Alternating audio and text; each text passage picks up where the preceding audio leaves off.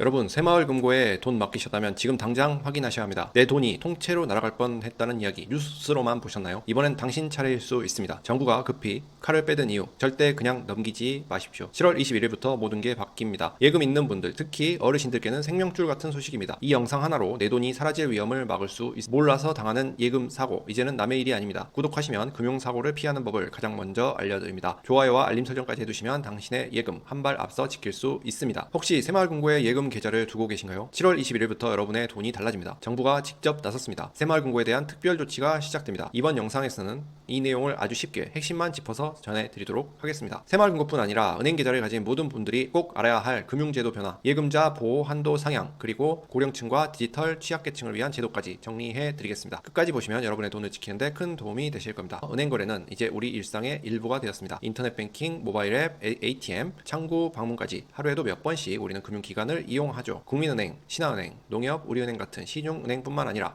신협, 수협, 그리고 새마을금고를 이용하시는 분들도 많습니다. 한 곳만 쓰는 분보다 여러 금융기관에 나눠 예금하시는 분들이 많죠. 그런데 정부가 최근 아주 중요한 발표를 했습니다. 예금자 보호 한도가 9월 1일부터 상향된다는 소식입니다. 그동안은 금융기관 한 곳당 원금과 이자를 포함해 최대 5천만 원까지 보호받을 수 있었는데요. 9월부터는 이 한도가 1억 원으로 2배 상향됩니다. 물론 모든 상품이 해당되는 것은 아닙니다. 예금자 보호법이 적용되는 상품에 한해서만 보호받을 수 있고요. 고위험 상품이나 투자형 상품은 제외되니 반드시 가입한 상품이 보호 대상인지 먼저 확인하셔야 합니다. 이 보호 한도 상향은 시중은행뿐만 아니라 저축은행, 신협, 수협, 산림조합, 새마을금고 등 모든 상호 금융기관에 적용됩니다. 즉, 한 사람이 여러 금융기관에 나눠서 예금하면 각 기관별로 1억 원까지 따로 보호받을 수 있는 겁니다.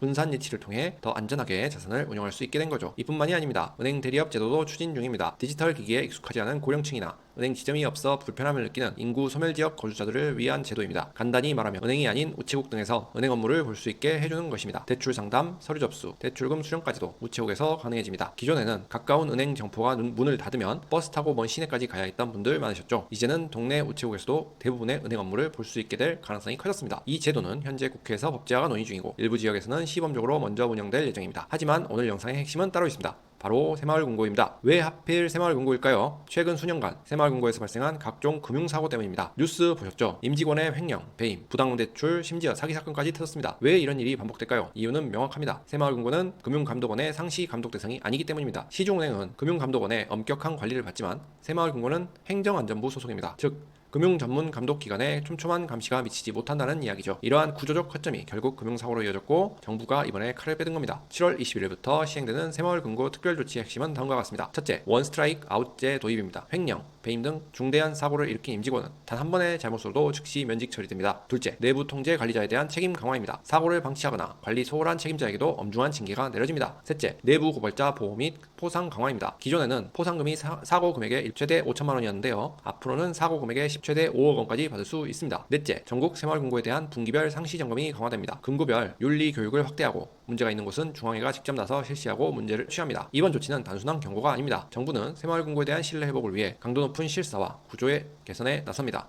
특히 금융사고가 반복적으로 일어났던 금고에 대해서는 9월 말까지 집중 점검이 진행됩니다. 횡령, 배임, 부당대출 등 사고 이력이 있거나 내부 통제 시스템이 허술한 곳부터 실사를 받게 됩니다. 그렇다면 실제로 어떤 방식으로 점검이 이루어질까요? 우선 중앙회와 금융당국이 함께 실사팀을 구성합니다. 금융 내부의 회계장부, 자산운용 내역, 대출 심사 기록 등을 철저하게 들여다보게 됩니다. 예를 들어 누가 어떤 조건으로 대출을 받았는지, 그 과정에서 심사 기준은 제대로 지켜졌는지, 서류 위조나 내부 묵인이 있었는지를 조사하는 겁니다. 점검 결과 문제가 발견되면 단순 시정 조치로 끝나는 것이 아니라 해당 금고의 운영진 교체, 업무 정지, 통합 등의 강력한 조치가 이루어질 수 있습니다. 실제로 이미 몇몇 지역 새마을금고에서는 조합장과 임직원이 교체된 사례도 있습니다. 또 하나 주목할 점은 이번 점검과 함께 통합 관리 시스템 도입도 병행된다는 점입니다. 지금까지는 새마을금고가 개별 법인 형태로 운영되면서 금고 간 운영 기준이나 투명성 수준이 달랐습니다. 어디는 내부 통제가 잘 이루어졌지만 어디는 거의 방치되다시피 한 경우도 있었죠. 하지만 이번 조치를 통해 중앙회가 보다 강력한 권한을 가지고 모든 금고를 일괄적으로 감시 관리할 수 있게 되었습니다. 일종의 중앙 통제 시스템이 가동되는 셈입니다. 이렇게 되면 고객 입장에서는 어떤 변화가 생길까요? 첫째, 새마을금고 이용 시 불안 요소가 줄어듭니다. 예금을 맡길 때 이 금고는 안전한가 하는 걱정이 상대적으로 줄어드는 거죠. 둘째, 예금자 보호가 더 확실해집니다. 앞서 말씀드린 대로 9월부터는 예금자 보호 한도가 1억 원으로 상향되고 이제는 새마을금고도 철저히 감독되기 때문에 더 안심하고 이용할 수 있게 되는 겁니다. 셋째, 내부 고발 활성화로 투명성이 높아집니다. 사실 내부 고발은 조직 내에서 가장 민감한 문제 중 하나입니다. 하지만 이번에는 정부가 내부 고발자에게 파격적인 포상금을 내걸고 신원보호도 철저하게 하겠다고 밝혔습니다. 고발이 활성화되면 내부 부정을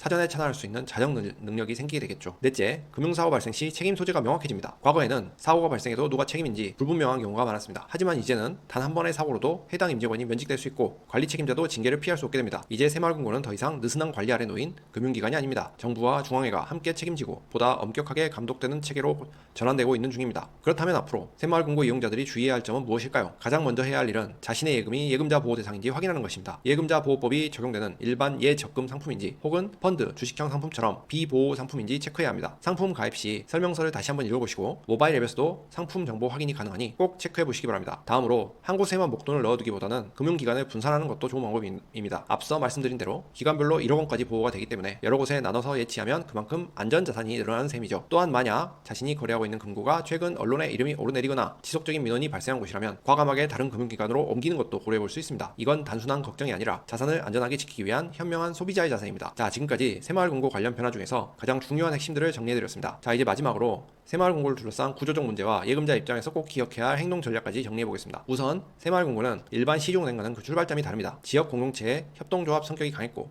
소규모 운영이 가능했던 만큼 지역 밀착형 금융기관으로 성장해왔습니다. 덕분에 동네 어르신들이 친숙하게 찾는 금융기관이 되었지만 한편으론 관리 사각지대가 존재해왔던 것도 사실입니다. 왜냐하면 새마을금고는 금융감독원이 아닌 행정안전부가 관할하는 구조였기 때문입니다. 즉 금융정분 감독기관이 아니라 일반 행정기관의 관리체계에 있었던 것이죠. 그러다 보니 사고 발생 시 대처 속도도 느리고 체계적인 감시 시스템도 부족했습니다. 그 결과 일부 지역 금고에서는 임직원들의 비리나 내부 부정이 반복적으로 발생했고 고객 예금을 위협하는 상황까지 이어졌던 겁니다. 이제는 이런 구조 자체를 바꾸겠다는 게 정부 방침입니다. 새마을금고도 시중은행 수준의 감시 체계와 운영 투명성을 갖추도록 제도를 대폭 정비하겠다는 것이죠. 하지만 제도가 바뀐다 해도 예금자인 우리가 할 수 있는 준비는 따로 필요합니다. 첫째, 뉴스에 민감해지셔야 합니다. 새마을금고 관련 보도가 나오면 단순히 지나치지 말고 내가 거래 중인 금고와 관련이 있는지 확인해보세요. 문제가 발생한 금고는 대부분 지역 언론을 통해 먼저 알려집니다. 둘째, 예치 금액은 늘 신중하게 관리하세요. 앞으로 예금자 보호 한도가 1억 원으로 상향되긴 하지만 그 금액도 초과하게 되면 보호받을 수 없습니다. 목돈이 있다면 되도록 여러 금융기관으로 분산하시고 가능하면 예적금 이외의 자산 운용도 고민해보시는 게 좋습니다. 셋째, 창구 직원과의 소통을 게을리하지 마세요. 혹시 금고에서 새로운 상품을 권유하거나 기존 상품을 해지하고 재가입하라고 권유할 경우 그 의도를 반드시 물어보세요. 단순히 실적을 채우기 위한 제안일 수도 있고 금고 내부 사정 때문일 수도 있기 때문입니다. 모르는 것이 있으면 꼭 물어보시고 납득이 안 되는 설명에는 절대 동의하지 마세요. 넷째, 고령층 부모님이나 친지가 계신다면 거래하고 있는 금고가 어딘지, 예금이 얼마인지, 누가 관리를 돕고 있는지 한 번쯤 같이 점검해 보시는 게 좋습니다. 특히 디지털 기기 사용이 어렵거나 상품 내용을 꼼꼼히 확인하지 않는 분들은 자칫 큰 손해를 입을 수도 있기 때문입니다. 그리고 마지막으로 새마을금고만의 문제가 아니라는 점도 기억해야 합니다. 최근에는 시중은행 점포 수 자체가 줄어들고 있어 은행 접근성이 떨어지는 지역도 많아졌습니다. 그렇기에 은행 대리업 제도나 우체국 금융 강화 같은 대안적인 금융 접근 제도가 반드시 필요합니다. 중요한 건 제도가 아무리 좋아져도 그 혜택은 정보를 아는 사람에게 먼저 간다는 사실입니다. 이번 영상에서 제도 변화에 귀 기울이고 나와 가족의 자산을 스스로 챙기는 습관이